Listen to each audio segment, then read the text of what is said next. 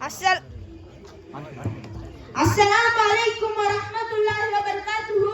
अल्हम्दुलिल्लाहि रब्बिल आलमीन। अस्सलातु वस्सलामु अला सय्यिदिना मुहम्मदिन व अला आलिहि व ஸஹ்பிஹி அஜ்மஈன்। குடும்ப மகிழ்ச்சிக்கு பெரிதும் காரணம் ஆண்கள் தான் என்று வாதாட வந்திருக்கிறேன்.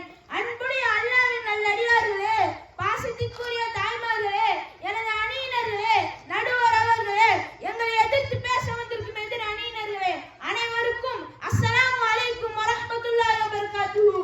குடும்ப மகிழ்ச்சிக்கு பெரிதும் காரணம் ஆண்கள் தான் என்று சொல்லும் போதே முகத்தில் எவ்வளவு மகிழ்ச்சி என்று பாருங்கள். கடல் நீர் அல்ல அல்ல வற்றாது, அதுபோல் ஆண்களின் அன்பு அல்ல குறையாது. மரம், செடி, கொடிகள் எல்லாம் பசுமையாக அழகாக காட்சியிருக்கிறது.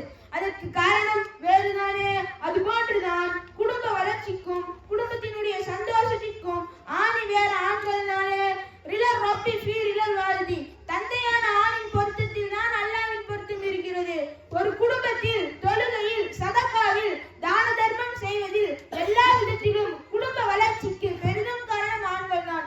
ஒரு ஆண் தான் பள்ளிவாசலுக்கு செல்லும் போது தன் குழந்தைகளை மதரசாவுக்கு கொண்டு வந்து விடுகிறார், தொழுகைக்கு கூட்டி விட்டு வருகிறார். ஸ்கூலுக்கு செல்லும் போது கூட ஒரு ஆண் தான் குழந்தைகளை கூட்டிக் கொண்டு செல்கிறார்கள். குடும்பம் சந்தோஷமாக இருக்க வேண்டும், கஷ்டப்படக்கூடாது என்பதற்காக அதிகாலையில் குழந்தைகள் கண் முழிப்பதற்கு முன்னால் வேலைக்கு செல்கிறார்கள்.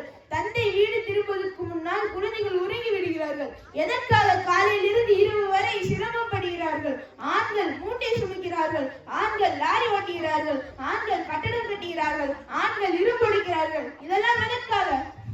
குடும்பத்தில் ஹலாலான முறையில் பொருளாதாரம் மேம்பட வேண்டும் என்பதற்காக, குடும்பம் சந்தோஷமாக இருக்க வேண்டும் என்பதற்காக. ஆனால் பெண்கள் எந்திரிப்பது 10 மணி, சாப்பாடுக்கு 2 மணி. அது மட்டுமா, நாடகத்திற்கு முன்னால் அமர்ந்து விட்டு அடுப்பில் எண்ணெய் வைத்திருக்கிறோம் என்று மறந்து விடுகிறார்கள். நம்முடைய வீட்டுக்கு முன்னால் அதிகாலையில் 6 மணிக்கு மாற்றுமத சகோதரர்கள் வீட்டில் கோலம் போடுகிறார்கள். ஆனால் நம்முடைய பெண்கள் கொரட்டை விட்டு தூங்குகிறார்கள். சில வீடுகளில் யூனிஃபார்ம் போட்டு ரெடி